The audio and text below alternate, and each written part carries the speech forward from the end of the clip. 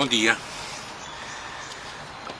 Hoje vamos falar acerca de ouvir Deus no meio do medo.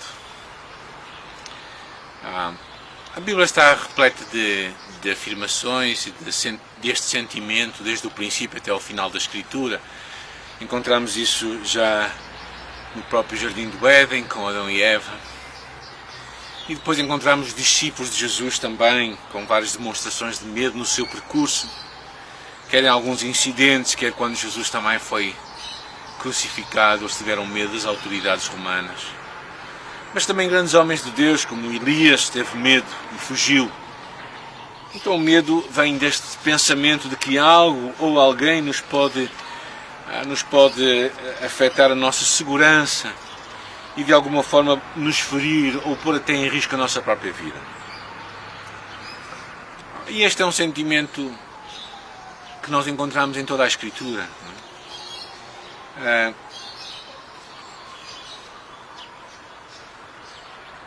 Claro que o medo por si só também não é necessariamente mau. Há um medo que nós poderíamos chamar de saudável, não é? Por exemplo, se nós sabemos que um certo lugar é inseguro, passar lá durante a noite se calhar não é muito correto, não é muito saudável. Ou também, por exemplo, se nós estamos perante animais selvagens, é bom que tenhamos algum medo.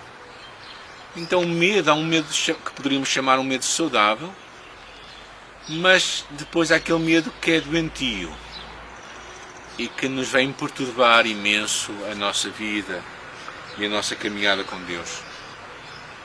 Conta-se a história de uma certa criança, numa certa noite em que estava uma tempestade, estava com muito medo e virando-se para a sua mãe lhe disse: "Mãe, podes dormir comigo esta noite?" Ele estava com esperanças que a sua mãe respondesse que sim, mas a mãe, olhando para ele, disse: "Não, filho, eu preciso dormir com o teu pai esta noite." Ele pensou um pouco e disse assim: "Que grande maridas." Claro, este é um medo muito ingênuo, vamos chamar assim. Não é?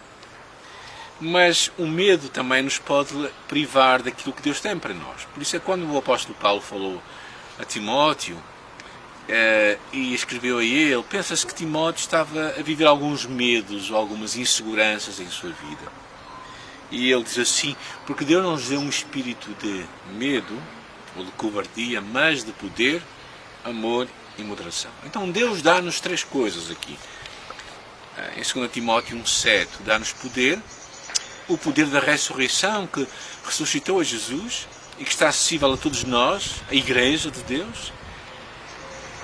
E também o poder que está a referir-se aqui a este poder do Espírito Santo, que Jesus disse aos discípulos: "Não saiais daqui até que sejais revestidos do poder." Este poder que transforma a nossa vida, que nos dá capacidade de ser aquilo que nós naturalmente não somos. A segunda coisa que nós percebemos que Deus nos dá é amor, porque o medo impede-nos de amar, porque o medo faz-nos pensar só em nós, na nossa própria segurança, na nossa própria estabilidade e não nos outros. Por isso é que 1 de João diz que no amor não há medo, porque o verdadeiro amor lança fora o medo.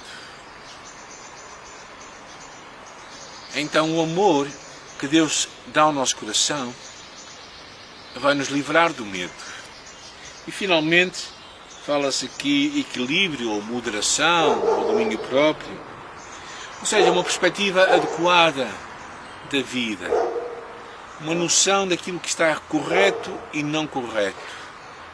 E quando nós pensamos no medo, nós percebemos que o medo funciona por dois fatores. Um deles é a presença de algo e o poder de algo. Ou seja, aquilo está presente e tem poder para nos afetar. E quando nós pensamos neste tema, nós percebemos que Deus é quem está mais perto de nós e é quem mais facilmente nos pode alcançar ou nos pode atingir.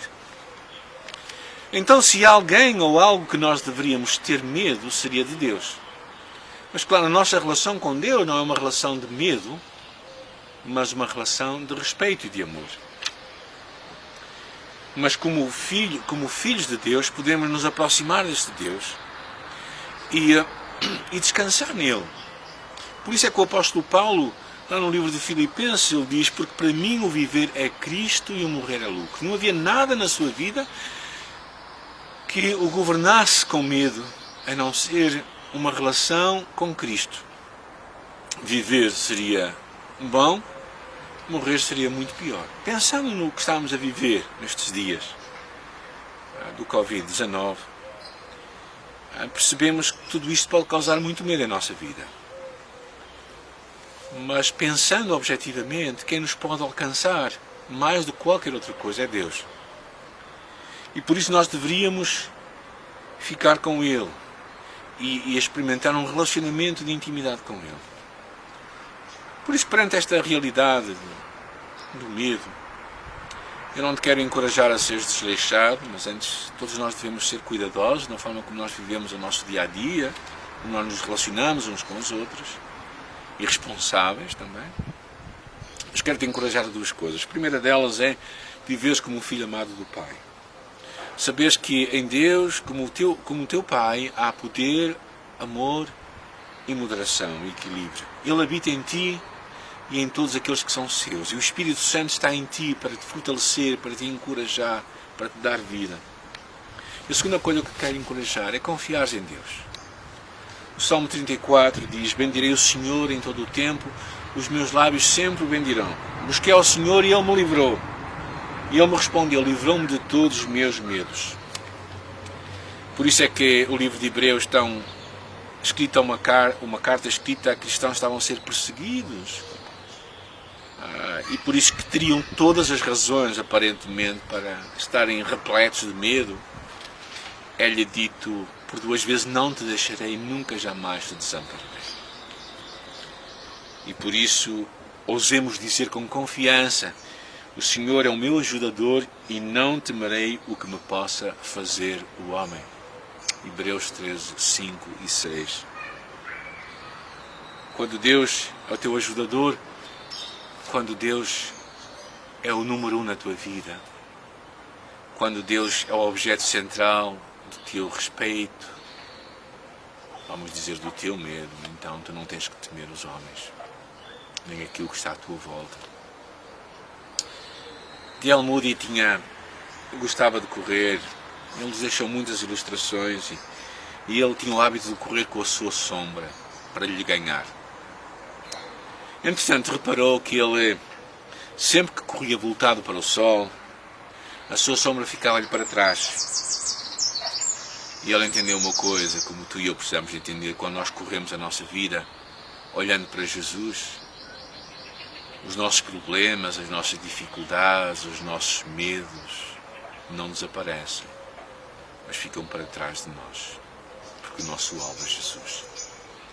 Que Deus te abençoe. Amanhã cá estaremos outra vez para falar de um outro tema, para nós conseguirmos ouvir Deus no meio das nossas dificuldades e privações. Que Deus te abençoe.